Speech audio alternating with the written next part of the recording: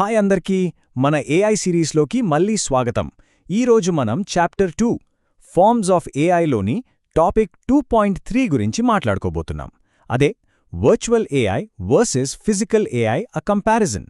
అసలు ఈ రెండింటి మధ్య ఉన్న తేడా ఏంటి, అవి రెండూ కలిసి పనిచేస్తే ఎంత పవర్ఫుల్ అనేది ఈరోజు క్లియర్గా తెలుసుకుందాం. So let's dive in. మనం చాలాసార్లు వీడియో గేమ్స్ ఆడుతుంటాం కదా, అందులో మనతో పాటు ఆడే క్యారెక్టర్స్ ఉంటాయి. అలాగే రోబోట్స్ గురించి కూడా చాలా వింటుంటాం. మరి ఆ గేమ్లో ఉండే ఏఐకి బయట నిజంగా పనిచేసే రోబోట్లోని ఏఐకి అసలు తేడా ఏంటి అనేప్పుడైనా ఆలోచించరా? ఇవి రెండూ ఒకటేనా లేక కంప్లీట్గా వేరువేరా? చాలామంది ఏఐ అంటే అంతా ఒకటే అనుకుంటారు, కానీ నిజానికి అది రెండు వేర్వేరు ప్రపంచాల్లో ఉంటుంది. ఒకటి పూర్తిగా కంప్యూటర్లు, సాఫ్ట్వేర్లో బతికే డిజిటల్ ఇంటెలిజెన్స్. రెండోది మనలాగే ఈ ప్రపంచంలో తిరిగే ఫిజికల్ ఇంటెలిజెన్స్.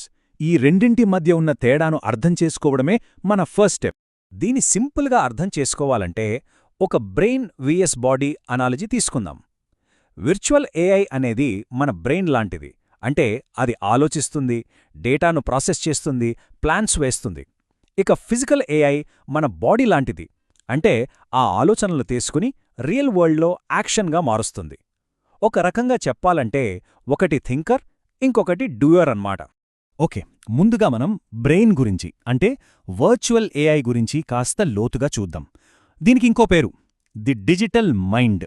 అంటే ఇది పూర్తిగా సాఫ్ట్వేర్ రూపంలోనే ఉండి మన కంటికి కనిపించకుండా వెనక నుండి మొత్తం నడిపించే ఒక పవర్ఫుల్ ఇంటెలిజెన్స్.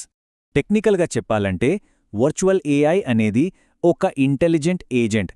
దీని ప్రత్యేకత ఏంటంటే ఇది కేవలం డిజిటల్ లేదా సిమ్యులేటెడ్ ఎన్వైర్న్మెంట్లో మాత్రమే ఎగ్జిస్ట్ అవుతుంది.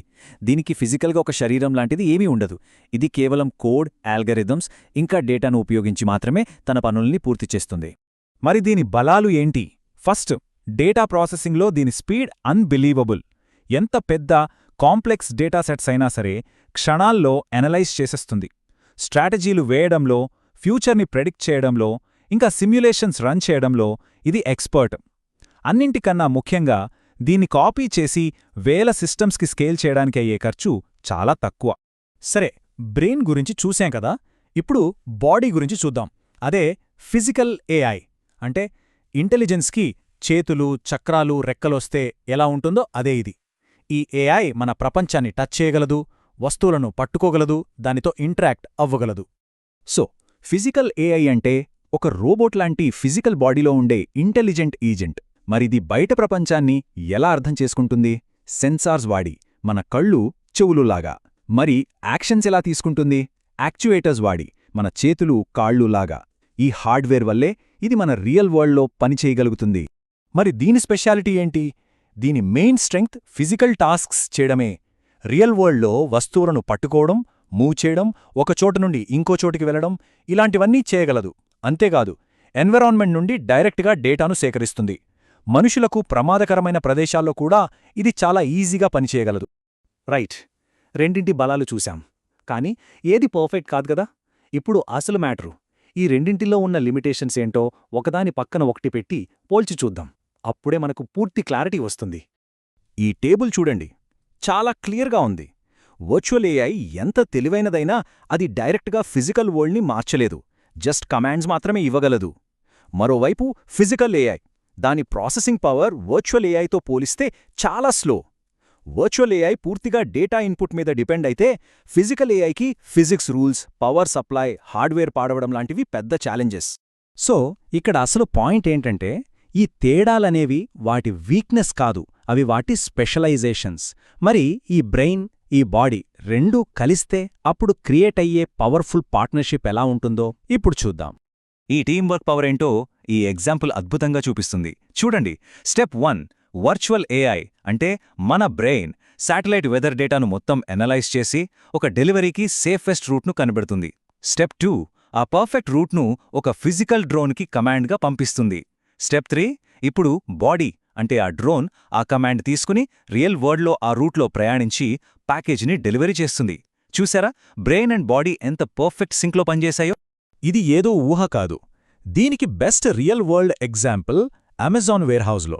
అక్కడ వర్చువల్ ఏఐ ఏ వస్తువులు ఎక్కడున్నాయో మేనేజ్ చేస్తుంది, ఏవి ఎక్కువగా అమ్ముడవుతాయో ప్రిడిక్ట్ చేస్తుంది.